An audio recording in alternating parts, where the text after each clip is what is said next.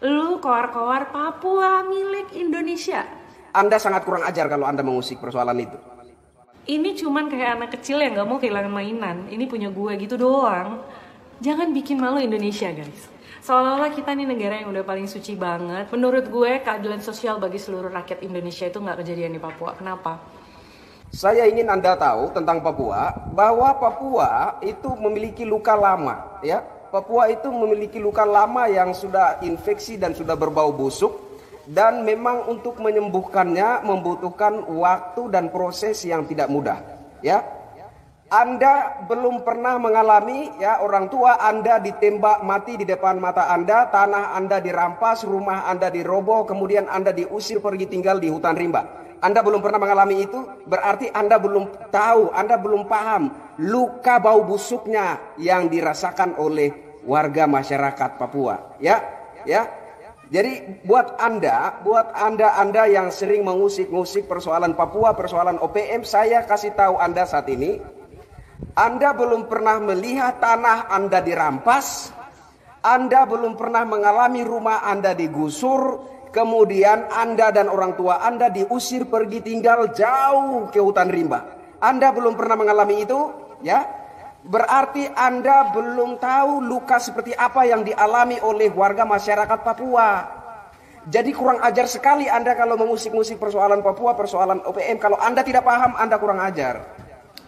Selama gue di Papua itu, ya, gue memperhatikan Papua itu, salah satu problem yang ada di Papua adalah soal penyebaran informasi, baik itu informasi yang dari Papua atau informasi yang ke Papua. Netizen tuh pasti kalau ngomongin, ya lihat aja sekarang kan Jokowi udah ngebangunin infrastruktur di sana, udah ngebangunin jalan.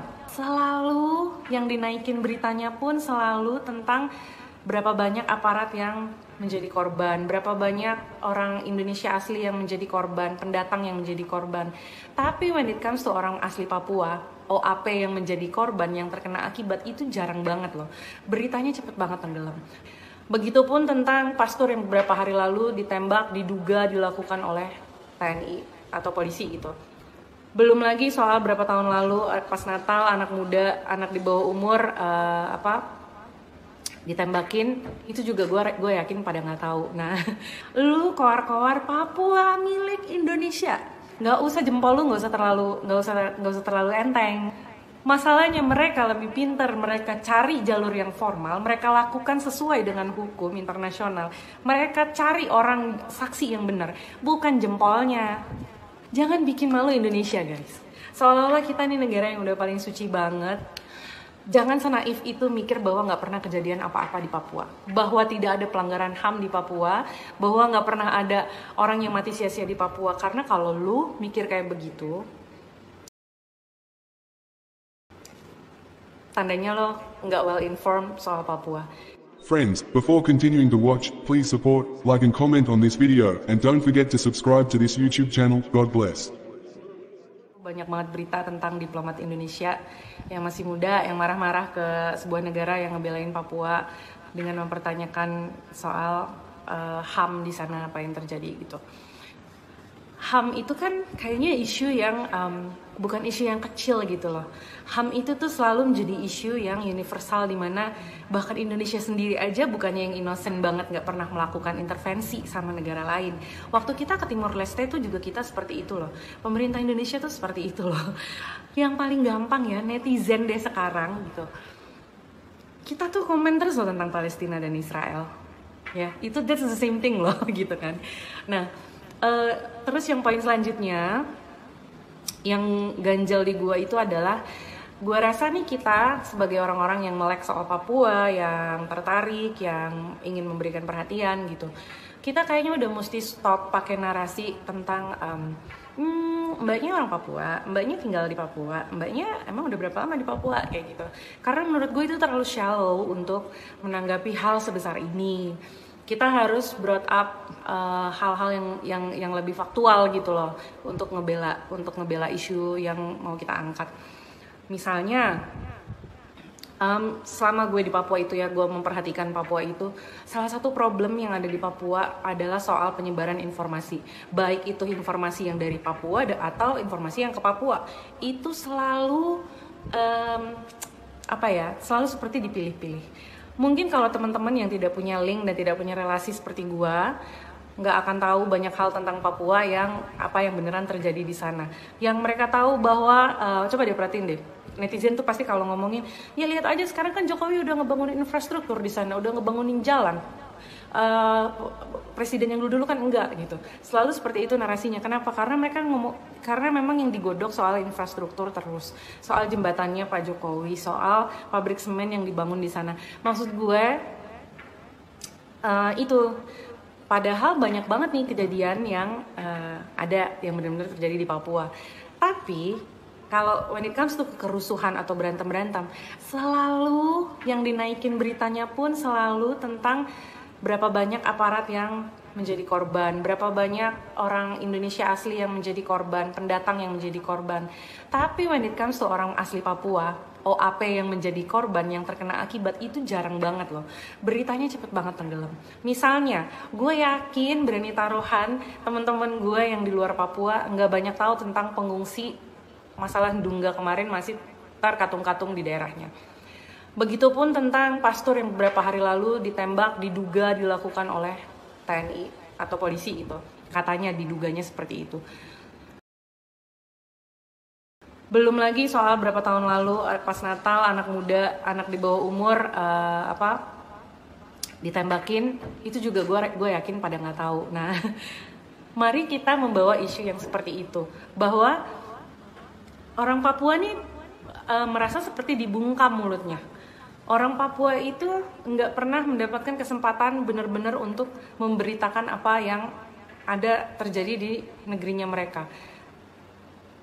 Jadi kalau mau dipikir-pikir ya wajar gitu loh. Kalau gue wajar orang Papua itu nyari elai kesana kemari, termasuk ke negara Vanuatu itu, untuk tolong dong sampein biar dunia luar lihat apa yang terjadi sama kita.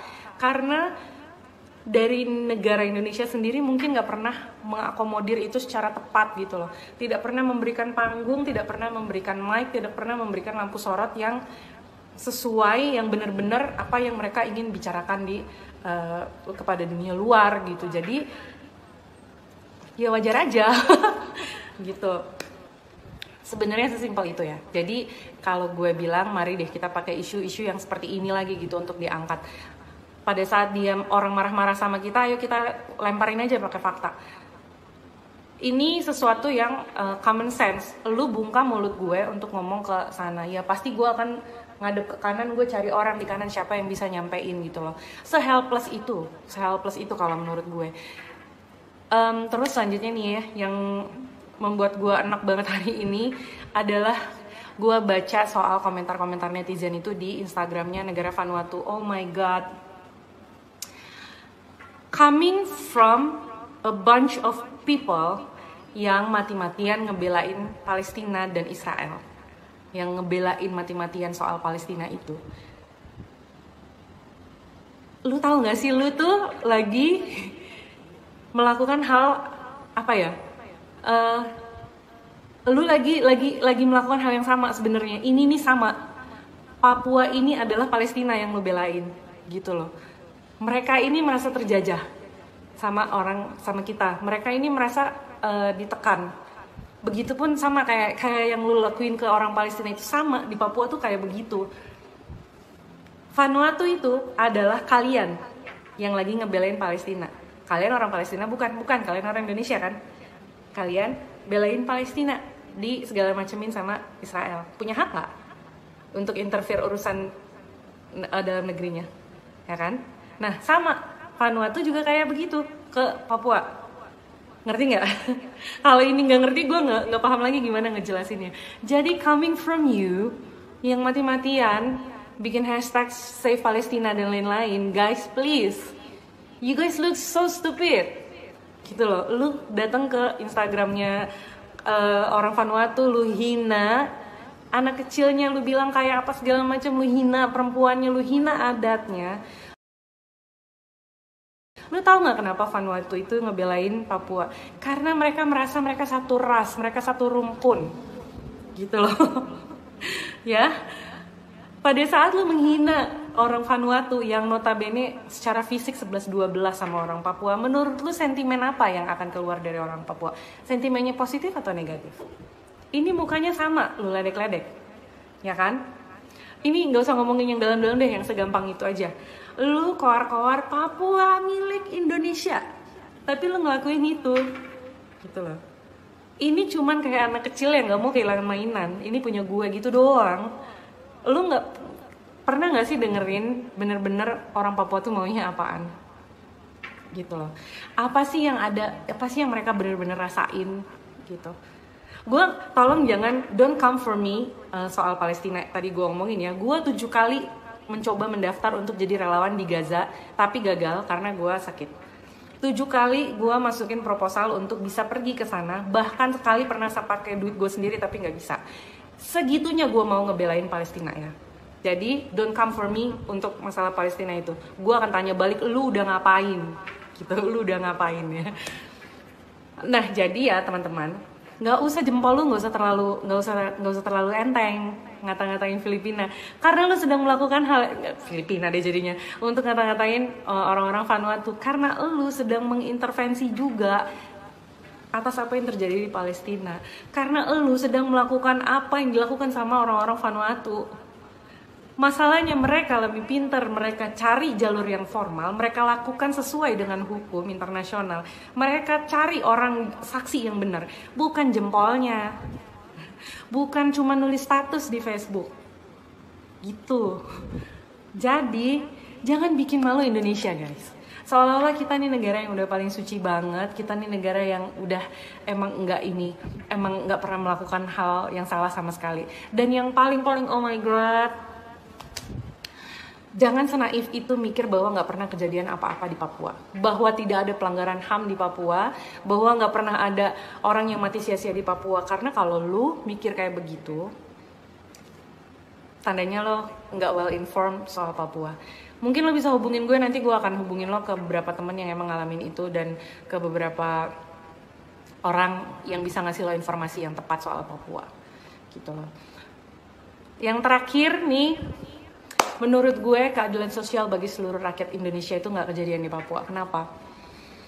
Contoh paling gampang adalah kalau mahasiswa di luar Papua berani mengkritik presiden, berani mengkritik itu segala macam soal pemerintahan, mereka paling diskors deh om. Tapi kalau mahasiswa Papua berani mereka angkat suara, berani mereka angkat pena, penjara 10 tahun. Buktinya apa? Kipas angin. Begitulah ya. Semoga ini bisa membuka sedikit mata kalian. Kalau ditanya gue orang Indonesia, ya gue orang Indonesia. Gue cinta negara gue cinta negara gue cinta Indonesia. Tapi gue tidak cinta dengan ketidakadilan. Itu yang kenapa bagi gue Indonesia harusnya masih bisa menjadi negara yang besar, tapi juga pada saat yang bersamaan menjadi negara yang bermartabat gitu loh, yang memperlakukan manusia seperti manusia. Udah sih segitu doang. Kalau netizen bego-bego yang menghina-menghina itu gue nggak tahu deh, itu nggak ada obat kayaknya. Oke? Anda sangat kurang ajar kalau Anda mengusik persoalan itu. Anda boleh berkomentar, silahkan. Tapi jangan Anda berbuat seolah-olah negara memberikan ruang keluasan kepada masyarakat Papua untuk memberontak. Salah Anda. Pemberontakan yang dilakukan oleh segelintir warga Papua itu sangat berdasar. Tapi bagi mereka-mereka yang luka hatinya sudah sembuh, tetap cinta kepada negara kesatuan Republik Indonesia. Bagi segelintir yang sampai saat ini masih bergerilya di hutan, ya, yang disebut KKB atau OPM atau ya kelompoknya Beni Wenda dan lain sebagainya, itu mereka-mereka yang belum mengalami penyembuhan luka hati. Ya, karena warga Papua, ribuan warga Papua itu ditembak mati, dibantai ya dengan kekuatan tangan besi penguasa masa lalu ya. Kemudian tanah-tanah mereka dirampas untuk dibangun tambang emas tanpa imbalan. Mereka kemudian diusir sampai tinggal di hutan rimba ya. Sangat berdasar kalau hal tersebut menimbulkan luka hati yang sangat dalam. Ya, sehingga untuk mengobatinya memang membutuhkan waktu dan proses yang tidak pendek, tidak mudah. Makanya kehadiran Presiden Jokowi ke Papua perlahan-lahan akan mengobati luka hati masyarakat Papua. Begitu, ya. Jadi kalau Anda tidak paham persoalan di Papua, Anda tidak paham dari mana asal-usul sejarah terjadinya, terbentuknya OPM. Anda tidak paham dari mana asal-usul sejarah terbentuknya KKB, terbentuknya kelompok Beni Wenda dan lain sebagainya. Anda kurang ajar sekali kalau mengusik-usik persoalan Papua. Kecuali Anda sudah paham. Ya. Bayangkan keluarga Anda, orang tua Anda, orang-orang yang Anda kasihi dan cintai ditembak mati tanpa ampun, tanpa belas kasihan. Ya.